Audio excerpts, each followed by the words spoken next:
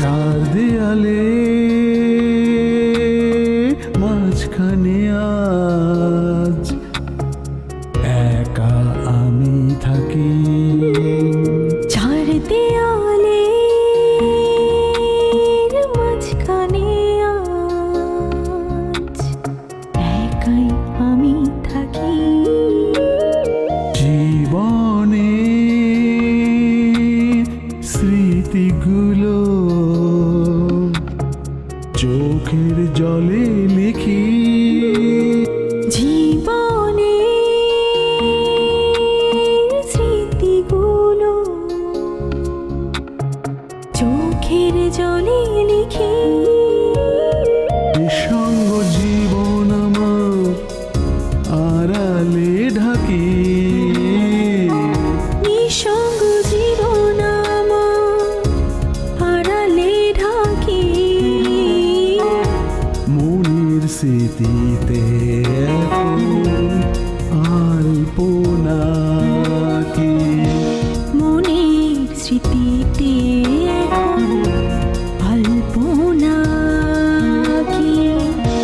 মনের স্মৃতিতে এখন আলপনা কি। মনের স্মৃতিতে এখন আলপনা কি। এসব আপনি কি বলছেন? এটা কোনো কথা হলো? না বিমল, এটাই আমার শেষ কথা।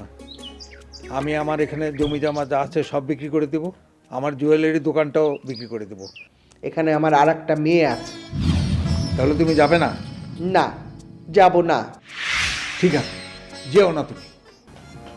না কাকা, দেরি হয়ে যাচ্ছে, অনেকখানি পথ যেতে হবে তো। ঠিক আছে।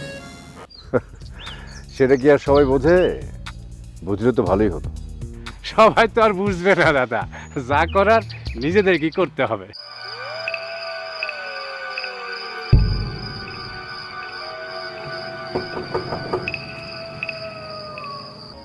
তুমি এখান থেকে কোথাও যাবে না, বুঝতে পেরেছ?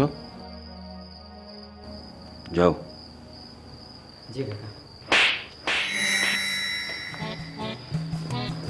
গর্ধব।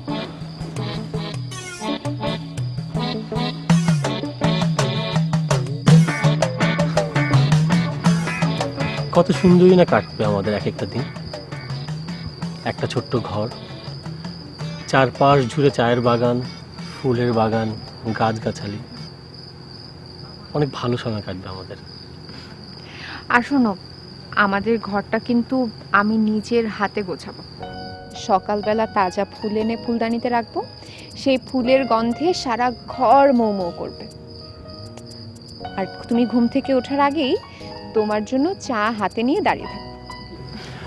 আমি এক হাতে তোমাকে জড়িয়ে ধরে এক হাতে চা খাবো। আর আমাদের কিন্তু এক কাপ চা দিয়ে হয়ে যাবে দুজনের। অর্ধেকটা আমি আর অর্ধেকটা তুমি। না বাবা, অর্ধেক চাই আমার হবে না, আমার পুরো এক কাপ চাই লাগবে। ঠিক আছে, পুরোটা তুমিই খেও। আর সকালের নাস্তায় থাকবে তোমার পছন্দের খাবার। তুমি নাস্তা করে অফিসে চলে যাবে, তারপর সারা দিন ঘর গোছানো, রান্না বান্না সব কিছু শেষ করে গল্পের বই নিয়ে বসবে। তুমি বাসায় ফিরে এলে রাতের খাবারটা খেয়ে তোমাকে সেই গল্পগুলো পড়ে শোনাবো। আর বিকেলে বিকেলে কিন্তু চা বাগান যেতেই হবে। দুজন চা বাগান থেকে ঘুরে এসে সন্ধ্যায় 2 কাপ চা খাবো। আর সন্ধ্যা চাটা কিন্তু আমি বানাবো। কবির, তুমি চা বানাবে? তুমি চা বানাতে পারো? শিখে যাব, কেন পারবো না? খুব পারবে। আচ্ছা, তুমি গান গাইতে পারো? না, কিন্তু শুনতে ভালো লাগে। মহাশয়ের যদি গান শুনতে ভালো লাগে তাহলে আমি কিন্তু গান গেতে পারি। তুমি সারা রাত গান গাইবে, আমরা জ্যোৎস্নার আলোতে ভিজে গান শুনবো তোমার। তুমি আমার দিকে তাকিয়ে থাকবে আর আমি তোমার দিকে। আর যখন বৃষ্টি হবে তখন আমরা ঝুম বৃষ্টিতে দুজনে মিলে ভিজবো। এভাবেই আমাদের দিনের পর দিন কেটে যাবে বছরের পর বছর।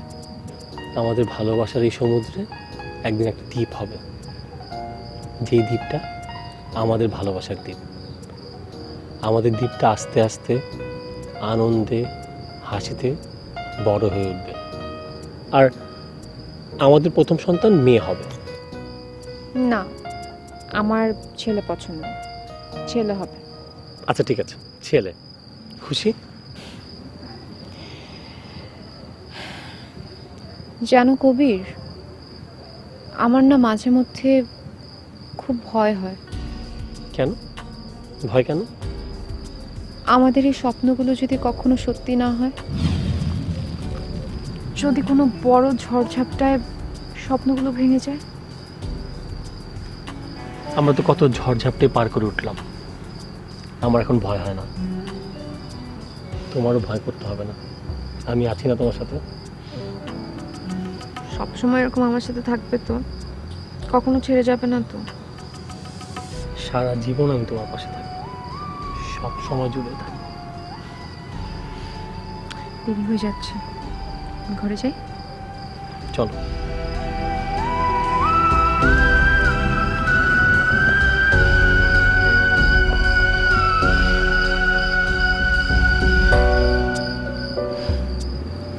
আমার না যেতে ইচ্ছে করছে না। যেতে তো হবেই।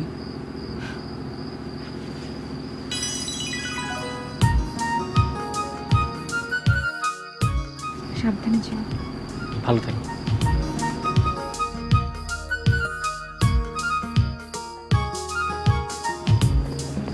ভাই আসসালামু আলাইকুম। স্যার আসসালামু আলাইকুম। সব ঠিকঠাক? জি স্যার, সব ঠিকঠাক। স্যার খালি মশায় কামড়ায়। আস্তে। মারা লাগবো না, সব ঠিকঠাক আছে। মনে থাকবে? জি জি স্যার, মনে থাকবে। আজ মনে না থাকে? স্যার সব মনে থাকবে, কেউ কিছু জানবে না।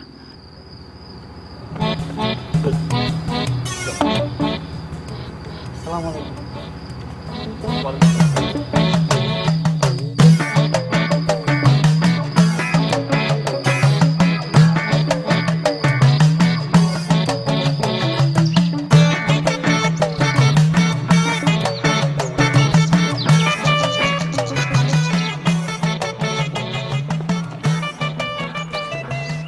বাড়িটা বেশ পুরনো দাদা, দাম বেশি পাবেন না।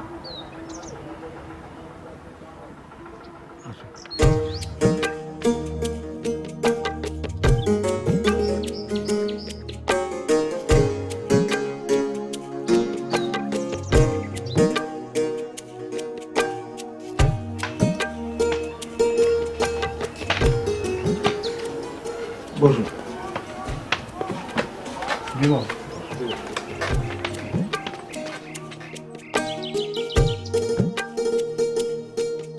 কেমন দেখলেন ভাই সাহেব? জায়গাটা মোটামুটি আছে, কিন্তু বাড়িটা বেশ পুরনো দাদা। হয়েছে কি, এটা তো আমার বাপ দাদার ভিটে। আমার অন্যান্য ভাইরা সবাই কলকাতা চলে গেছে, আমি দেশ ছেড়ে যাইনি। তা এখন কেন যেতে চাইছেন দাদা? ব্যবসা ভালো, প্রতিবেশী ভালো, পরিবেশ ভালো। না মানে ব্যাপারটা তেমন না, ওনাদের সবাই তো ওপারে থাকে, তাই সবাই চলে যেতে বলছে, একসঙ্গে থাকবে, তাই আর কি। ও আচ্ছা আচ্ছা, তা কেমন দাম ঠাম চাচ্ছেন দাদা বলুন তো? জমির দামটা পাবেন দাদা, কিন্তু বাড়িটা বেশ পুরনো, এর দাম বেশি একটা পাবেন না দাদা। আর এই বাড়িটা আমি রাখবোও না, এটা ভেঙে আমি বাংলো বাড়ি বানাবো। বাগান বাড়ি করবেন? ঠিক আছে, ভালো ভালো। তো দাম নিয়ে না হয় পরে কথা বলবো, কারণ আমি ভিতরে একটু কথা বলতে চাই, তারপরে আপনাকে জানাবো। আর আপনি আমার এই দোকানটা দেখবেন না? না হে ওয়াকিল বাবু, আমি আপনার দোকান নিব না, তবে আমি আপনাকে একটা কাস্টমার দেখিয়ে দিতে পারি। একটু দেখেন না ভাই সাহেব, আমি না একই সঙ্গে দুটোই বিক্রি করতে চাই। একটা খরিদ্দার দেখে দিলে আমার জন্য অনেক উপকার হবে। ঠিক আছে ওয়াকিল বাবু, দামের ব্যাপারটা আমাকে জানাবেন, কারণ এতগুলো টাকা আমাকে ম্যানেজ করতে হবে তো দাদা। না না, তা তো অবশ্যই, আমি 2-1 দিনের মধ্যেই দাম টাম ঠিক করে আপনাকে আমি জানিয়ে দেবো। ঠিক আছে ওয়াকিল বাবু, আজ উঠি, তাহলে দামটা জানান।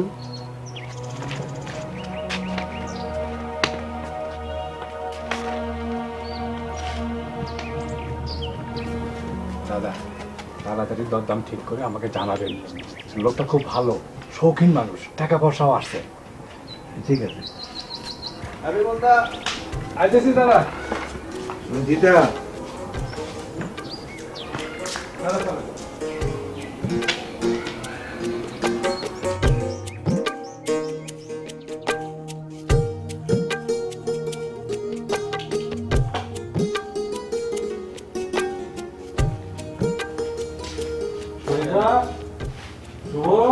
বাবা এই তো এখানে আমরা।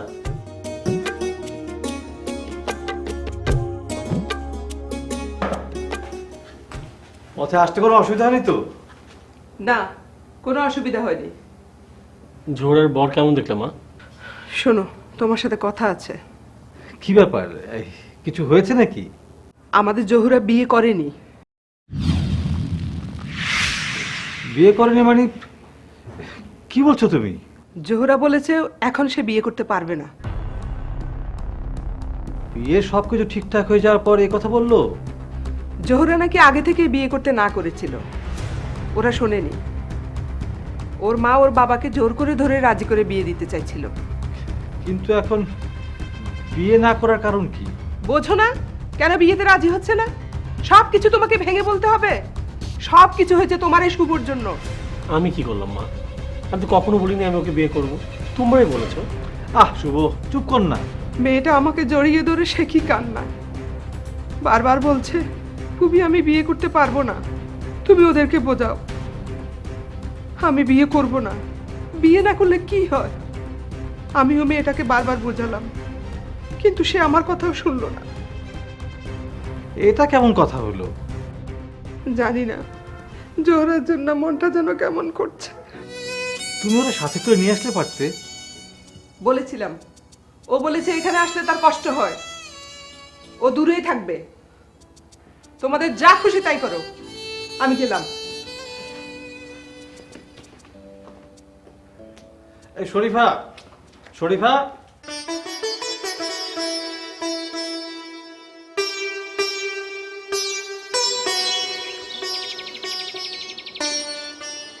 কাজটা তুমি একদম ঠিক করছো না অখিলদা। এটা তোমার নিছক পাগলামি ছাড়া কিছু না। কি করব ভাই, এছাড়া আমার যে আর কোনো উপায় নেই। তুমি কিসের আস্থা রাখতে পারছো না বলো তো? মানুষের আর খেয়ে দিয়ে কোনো কাজ নেই। সবাই তোমার আলপনার বিয়ে ভাঙার জন্য এক পায়ে দাঁড়িয়ে আছে না? দেখো, পরপর দুই মেয়ে নিয়ে একই অবস্থা হলো।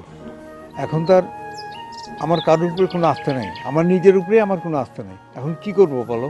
দাদা, এসব চিন্তা বাদ দাও তো। এসব চিন্তা মাথা থেকে ঝেড়ে ফেলো। আরে বাবা, একটা বিয়ে হতে গেলে তো কত রকমের কথা হয়। চিলে নিজের কান নিয়ে গেছে বলে চিলে পিছনে ছুটলে চলবে? আগে হাত দিয়ে দেখো নিজের কান ঠিক আছে কিনা। দাদা, হুট করে কোনো হঠকারী সিদ্ধান্ত নিতে যেও না, তাহলে কিন্তু ফল হিতে বিপরীত হবে, ভালো হবে না। আমার ভাই মাথায় কিছুই আসছে না। এখন একটা কাজ করলে হয়। কি কাজ? তুমি আমার বাড়িঘর, জমি জামাত, ব্যবসা বাণিজ্য সবই রেখে দাও। আর আমি যদি কখনো ফিরে আসি,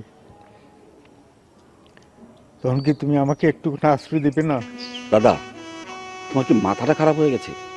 আমি তোমার জমি জমা লিখে নেই, আর সবাই নিন্দে করুক যে আমি প্রতিবেশীকে ঠকিয়ে তার সম্পদ লিখে নিয়েছি, তার উপর কিনা ওই এনিমি প্রপার্টি দখলের নিন্দা।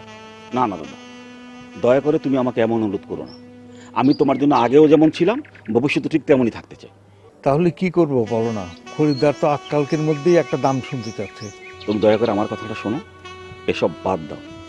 আলপনার বিয়েটা তুমি এখানে থেকেই দিতে পারবে, কোনো অসুবিধা হবে না। আমি কোনো ভরসা পাচ্ছি না স্যার। ভাই, মেয়েটা আমার খুব কষ্ট পাচ্ছে। এত বড় আঘাত সে সহ্য করতে পারছে না। তুমি বলো, চিন্তা করো না। আমি আলপনার সঙ্গে কথা বলবো, আমি ওকে বোঝাবো। তুমি আর ওকে কি বোঝাবে ভাই? ও তো নিজেই সব কিছু বুঝে। আসলে এত বড় আঘাত সে আসলে সহ্য করতে পারছে না। সে তো আর কল্পনার মতো না। কল্পনার মতো হলে হয়তো এই বিষয়টা হতো না। তাহলে তুমি সত্যি সত্যি সব বেঁচে দিতে চাও? হ্যাঁ, সেটাই করতে চাচ্ছি। ঠিক আছে, তুমি যেটা ভালো মনে করো। ভাই, তুমি একটু খরিদ্দারের সাথে দামটা নিয়ে কথা বলে দিও, তাহলে আমারও অনেক উপকার হবে। ঠিক আছে, তুমি যখন চাও তাহলে আর কি। তাহলে আমি আজকে উঠি। নমস্কার।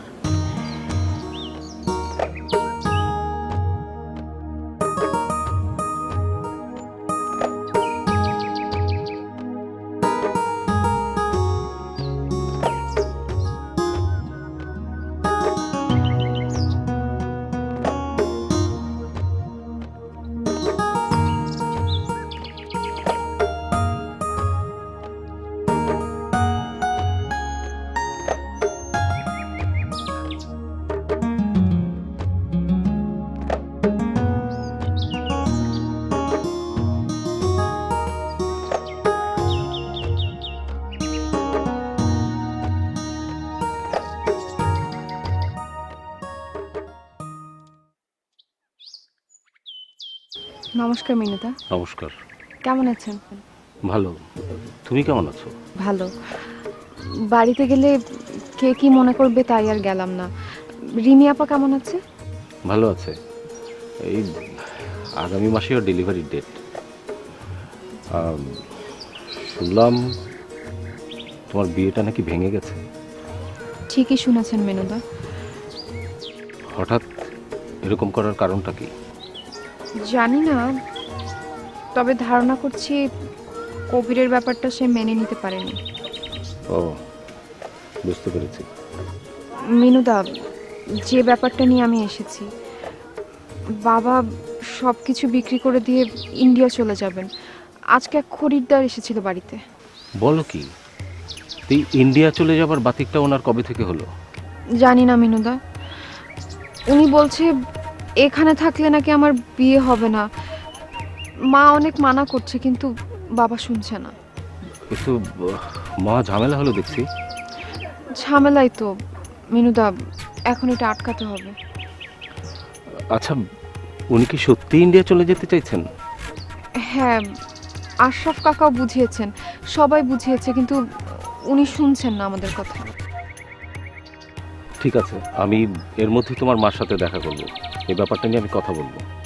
ঠিক আছে মিনুদা, আমি যে এসেছি বাবাকে কথা বলবেন না। তুমি চিন্তা করো না, আমি কথা বলবো।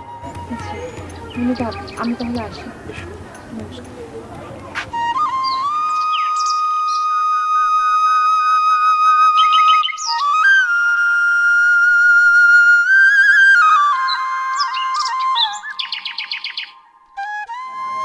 মাঝি,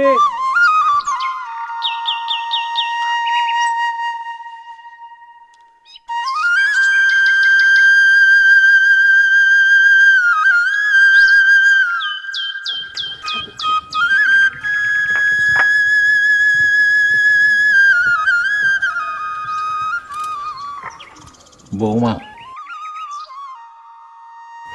আগে বাবা,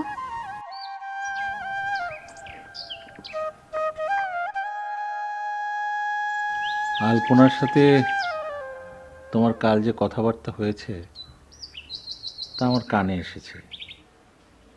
তোমার বাবা কি সত্যি সত্যি সব কিছু ছেড়ে একবারে চলে যেতে চেয়েছেন? আগে আলপনা তো কালকে সেটাই বলে গেল। না না, এটা ভালো কথা নয় মোটেও। আচ্ছা, দীপক কি জানে বিষয়টা? আগে বাবা, কালকে ওনাকে সব বলেছিলাম। তা দীপক তোমাকে কি বলল? ও তো আমাকে ওই বাড়িতে যেতে বলেন, বাবার সঙ্গে কথা বলার জন্য। দীপক ঠিকই বলেছে, তোমার যাওয়া উচিত। অনেক দিন তো হলো, একবার যে কথা বলো। আমার মনে হয় এতদিনে রাগ পড়েছে। না বাবা, আমি আমার বাবাকে চিনি, উনি এতটা নরম মনের মানুষ না। না না, এটা ঠিক নয় বৌমা। আমি নিজে যে তার সাথে কথা বলবো। দয়া করে ওই বাড়িতে আপনি আর যাবেন না। আমি চাই না আমার বাবা আপনাকে আবার অপমান করুক। অপমানিত করবে বৌমা, গলা ধাক্কা দিয়ে তো আর বের করে দিবে না। তারপরেও আমি যাব, তাকে বোঝানো আমার উচিত। সে যাই ভাবুক, এটা আমার কর্তব্য। কিন্তু বাবা, আপনি কষ্ট পাবেন। কষ্ট? বৌমা, আমার ছেলেদের কাছ থেকে আমি যে কষ্ট পেয়েছি তার তুলনায় এত তুচ্ছ। নাও, তুমি একটু ছাতাটা নিয়ে এসো। বাবা, আপনি কি এখনই যেতে চাইছেন? হ্যাঁ বৌমা, এসব বিষয়ে দেরি না করাই উত্তম। আগে আপনার ইচ্ছে, আমি নিয়ে আসছি।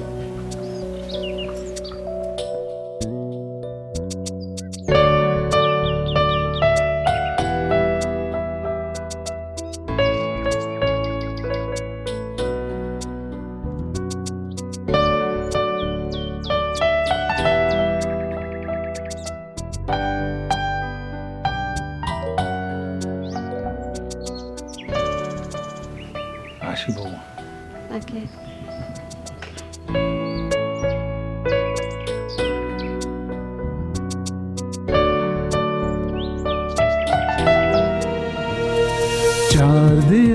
বাবা কি ভুলে গেছে তোমাদের বাড়িতে কি ধরনের অপমান তাকে করা হয়েছিল? উনি আমাদের ভালোর জন্যই কথা বলতে গিয়েছেন। যদি আবার অপমান করে? বদরুল, আমি তোমাকে ডেকেছি একটা অন্য কারণে। জি মিনুদা বলেন। অখিল ব্যানার্জি নাকি তার জমি জমা সব বিক্রি করে দিয়ে ইন্ডিয়া চলে যাচ্ছে, কথাটা কি সত্যি? আসবে যাবে এইভাবেই তো চলবে, তাই না? কিন্তু বিয়েটা যদি এমন কোথাও হয় যেখান থেকে আসা সম্ভব না, তাই বলছিলাম আর কি। কি ব্যাপার আলপনা? বদরু ভাই, আমার একটা কাজ করে দিতে হবে। কি কাজ বলো?